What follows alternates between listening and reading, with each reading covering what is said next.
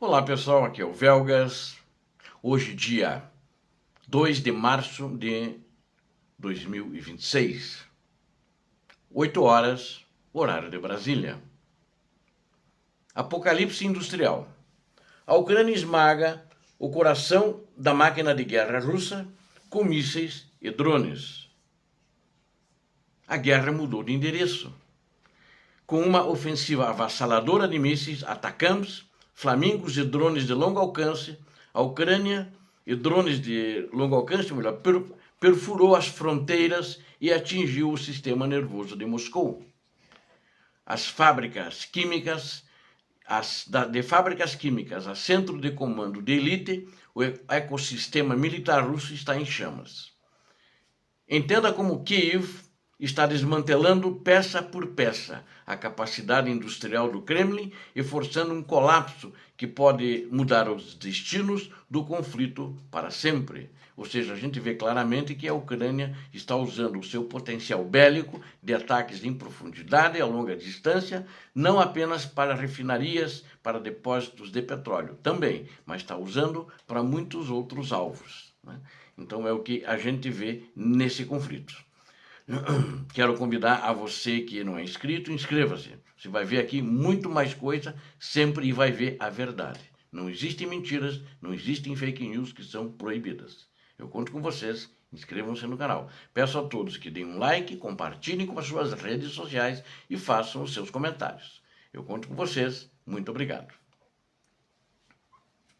O silêncio das noites russas foi substituído pelo rugido de motores e explosões em série. Se antes a Rússia estava protegida pela distância, a realidade atual é um pesadelo logístico. Eles não se prepararam para essa guerra no território russo, como não se prepararam que ela fosse durar tanto tempo. Era guerra entre 3 dias a 1 mês. Por causa disso que estão com perdas tão grandes e problemas profundos, militares e econômicos. A Ucrânia desencadeou uma operação coordenada de longo alcance, utilizando uma combinação letal de mísseis ATACMS, que são os mísseis americanos, parece que ela tem uma boa quantidade em estoque, que está fazendo uso deles agora, e os misteriosos e novos mísseis Flamingo. O alvo, qual é o alvo? Não apenas soldados na linha de frente, não apenas trincheiras, mas centros nevrálgicos. As fábricas, os laboratórios químicos e os postos de comando que alimentam a agressão moscovita. É um golpe no comando e no controle. A precisão foi o elemento-chave. Perto de Novopetrovka, em Donetsk, um posto de comando militar do 5º Exército de Armas Combinadas foi obliterado ontem por mísseis ATACMS. Este não era um alvo comum. O quartel-general controlava operações críticas na direção de Zaporizhia e Uliápole, com uma ogiva de 230 quilos, projetada para penetrar estruturas fortificadas. O impacto ucraniano decapitou o comando russo daquela unidade militar, criando um vácuo de comando que paralisou os avanços do inimigo. No caso, era o 5º Exército de Armas, ou seja, o Estado-Maior e o comando pereceram nesse ataque. Quando o comando falha, a força russa torna-se um gigante cego. Parece uma ironia, mas a precisão ucraniana fez isso. E a guerra de drones também participa já há muito mais tempo nisso.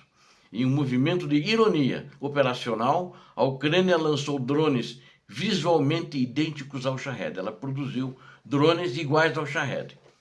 E lançou contra a própria fábrica lá no Tataristão, longe pra caramba da Ucrânia. Mandou eles de volta fantasiados de drones Shahed. Além do dano material, o peso psicológico dos russos que não esperavam isso é imenso. Pareciam drones vindos do Irã, mas fabricados na Ucrânia, com a mesma forma, né? O outro alvo no aeródromo de Katia, na Crimeia, e armazéns da unidade de elite Rubicon, em Zaporizhia, também sentiram a fúria ucraniana. Foram atacados. ao atacar simultaneamente o local de nascimento e o local de lançamento de drones, que era justamente na Crimeia, Kiev está secando a fonte do terror que assola suas cidades, protegendo seus civis através do desmonte da linha de montagem russa e dos locais de lançamento. É uma sabotagem da base industrial sem ter sabotadores. Os sabotadores são os mísseis e são os próprios drones. E a estratégia ucraniana vai além do que estamos testemunhando com ataques sistêmicos em camadas. Tem uma fábrica química em Perm, virou uma imensa bola de fogo, a fábrica inteira, interrompendo a produção de explosivos para mísseis. Tinha produtos inflamáveis ali e explosivos que transformou a fábrica numa bola de fogo. Em Michurinsk, uma fábrica chamada Progresso, também foi vital para a produção de mísseis de navegação e giroscópios, foi atingida repetidamente. Sofreu vários ataques nas últimas 2 semanas. Sem esses componentes, os mísseis russos perdem o cérebro e a capacidade de atingir alvos com precisão. A lista de destruição parece não ter fim e mostra a vulnerabilidade da Rússia, que estava despreparada e sem defesa para essas unidades. Em Redkino, a produção de combustível para mísseis KH-55 e KH-101 foi incendiada por drones ucranianos.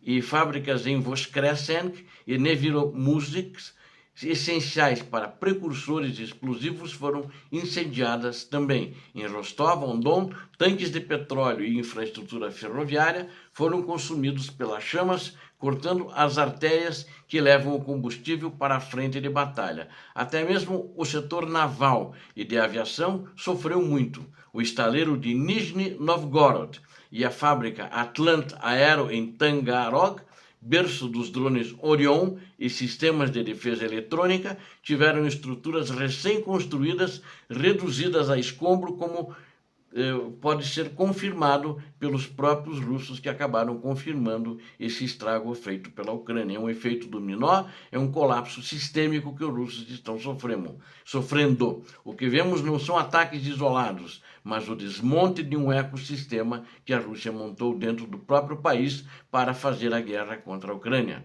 De borracha sintética de Efremov, essencial para combustível de foguetes, aos rolamentos de Penza e eletrônicos de Yelets e Kazan. Em todas essas localidades, cada elo da corrente industrial russa está sendo rompido.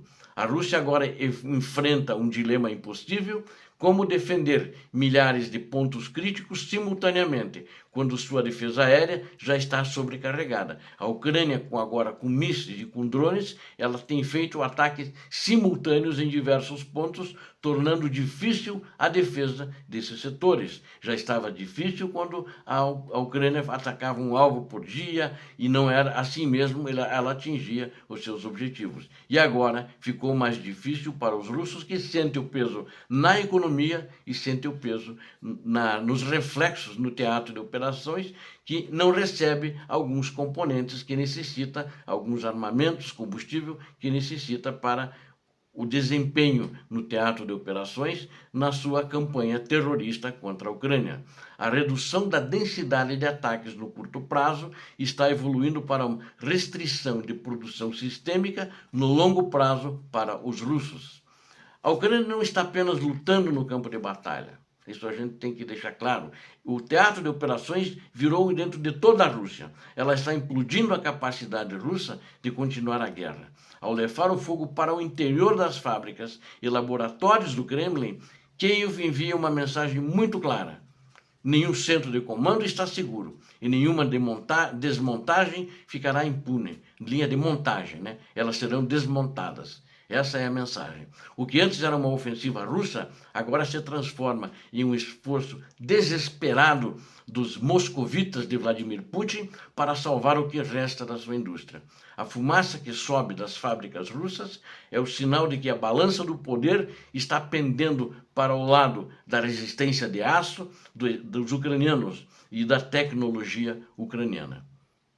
Obrigado a vocês que assistiram a esse vídeo. Eu conto com vocês inscritos no canal, Conto com vocês com o like, compartilhem com as redes sociais, façam seus comentários. Deus abençoe a todos vocês. Deus abençoe a Ucrânia. Deus abençoe o Brasil. Paz e bem, paz para toda a humanidade. Muito obrigado.